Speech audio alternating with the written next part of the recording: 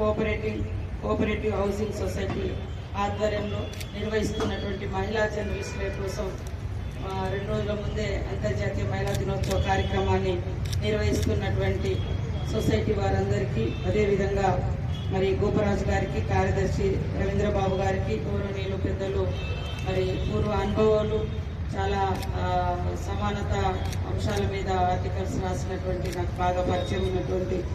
దేవులపల్లి అమర్ గారు, అనేక మంది పెద్దలు కూడా అక్కడ ఉన్నారు. వారందరికీ, మా మహిళా జర్నలిస్టులకు, అదేవిధంగా జాయింట్ సెక్రటరీ గారు చల్ల భాగ్యలక్ష్మి గారికి, లక్ష్మీనారాయణ గారికి, మహేశ్వర్ గౌడ్ గారికి, కమలాకర్చారి గారికి, శ్రీమతి స్వేచ్ఛ గారికి, అదేవిధంగా ఇక్కడికి వచ్చిన మా సోదరి మళ్ళకందరికీ కూడా హృదయపూర్వక అంతర్జాతీయ మహిళా దినోత్సవ శుభాకాంక్షలను తెలియజేస్తా ఉన్నాం. ఈరోజు మరి ఇందాకనే మేడం చెప్పినట్టుగా అంతర్జాతీయ మహిళా దినోత్సవం యొక్క థీమ్ అనేది రోజు రోజుకు మార్చేస్తా ఉన్నాం. ఆ రోజు శ్రామిక మహిళల కోసము, శ్రామిక వర్గాలు అనుభవిస్తున్నటువంటి కష్టం నుంచి సమానత్వం వైపు, ఆర్థిక సమానత్వం, సామాజిక సమానత్వం, రాజకీయ సమానత్వం, ముఖ్యంగా పనిచేసే ప్రదేశాలలో మరి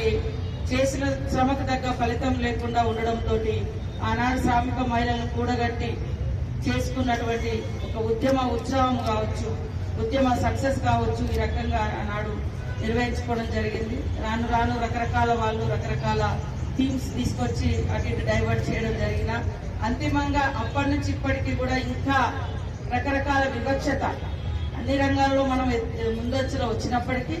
ఆ ఏ రంగంలోకి వస్తామో అక్కడ కూడా రకరకాల వివక్షతను, అసమానతను, వేతనాలలో వివక్షతను ఎదుర్కొంటూ ఉన్నటువంటి పరిస్థితి కూడా మనం చూస్తా ఉన్నాం. ఇలాంటి పరిస్థితిని కూడగొట్టాలంటే భావజాలంలో మార్పు రావాలి, ఆలోచించే విధానంలో ఈ నేటి సమాజంలో మార్పు రావాలి. ఆ మార్పు రావాలంటే ఒక సబ్జెక్టు మీద ఎట్లయితే పిల్లలకు తర్ఫీదు చేస్తామో, ఇళ్లలో కూడా ఆడవాళ్ళ పట్ల ఎలాంటి గౌరవాన్ని ఇవ్వాలో ఇళ్లలో తల్లిదండ్రులు నేర్పాలి. స్కూళ్లలో కూడా గురువులు కూడా నేర్పే విధంగా సబ్జెక్టు రూపంలో కూడా ఆడవాళ్ళని ఎలా గౌరవించాలి, లేకుంటే ఎలాంటి వాళ్ళని హ్యూమిలేషన్ చేసినా